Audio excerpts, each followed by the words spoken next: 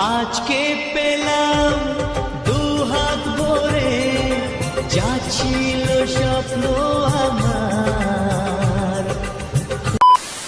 Hello everyone, কেমন আছো তোমরা সবাই? অবশ্যই কমেন্ট সেকশনে কমেন্ট করে জানাবে।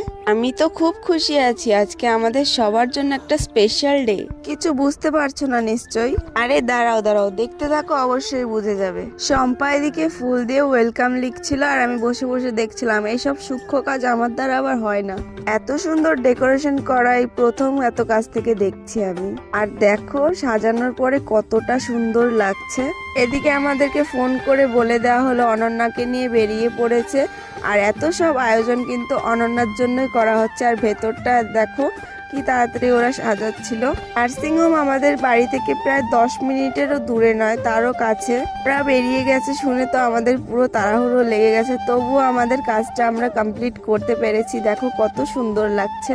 আর অনন্যা আজকে 7 দিনের দিন বাড়ি আসছে, এর জন্য ওর দিদি ওর জন্য 7 রকমের সবজি দিয়ে একটা জিনিস রান্না করছে। আর আমরা সবাই রাস্তায় দাঁড়িয়েছিলাম ও আসছে দেখে। আর গ্রামের কত সব লোকজন এসছে দেখো অনন্যাকে দেখার জন্য। আরে হ্যাঁ হ্যাঁ, অনন্যার বেবি হয়েছে, এর জন্যই আর কি। তোমরা বলো তো বেবি বয় হয়েছে নাকি বেবি গার্ল হয়েছে? পাড়ার সবাই দেখো বেবিটাকে দেখতে এসেছে আর সবাইকে ওরা মিষ্টি দিল খাবার জন্য। অনন্যাদের বাড়ির প্রতিটা সদস্য আজকে অনেক খুশির সাথে, আমরা তো খুশি আছি। আমার ছোটবেলাকার বান্ধবী ও আজকে মা হয়ে গেছে, আমার তো বিশ্বাসই হচ্ছে না। আমি শুধু ওকে জিজ্ঞাসা করছিলাম, এটা তোর ছেলে, তুই মা হয়ে গেলি? কদিন আগেই না রাস্তা দিয়ে দৌড়ে দৌড়ে খেলতাম, তুই আমাকে মারতিস, আমি তোর সঙ্গে পারতাম না, এখন তুই মা হয়ে গেলি? ও মাই গড।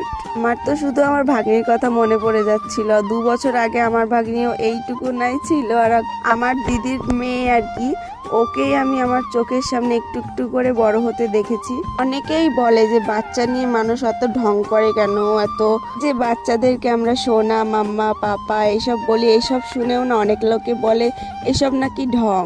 কিন্তু তুমি দেখবে তোমার ফ্যামিলিতে যখন একটা বেবি হবে তখন ওইটা তোমার ভেতর থেকেই আসবে, ওটা কোনো ঢং নয়। আমিও আগে এটাই ভাবতাম, কিন্তু তোমরা রিয়েলাইজ করবে যখন তোমার ফ্যামিলিতে কোনো বেবি হবে, ওই স্নেহ মায়া মমতা ওটা ভেতর থেকেই আসে, ওটা কোনো নাটক হয় না।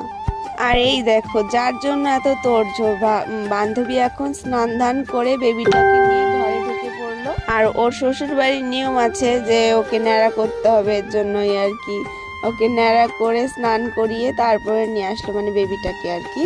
এত সুন্দর সাজানো গোছানো দেখে তো বান্ধবী পুরোই অবাক। অনন্যার বোন দেখো অনন্যাকে কি সুন্দর বরণ করে নিচ্ছিল। আর অনন্যার হাজবেন্ড তো অনন্যার বেবিটাকে আমার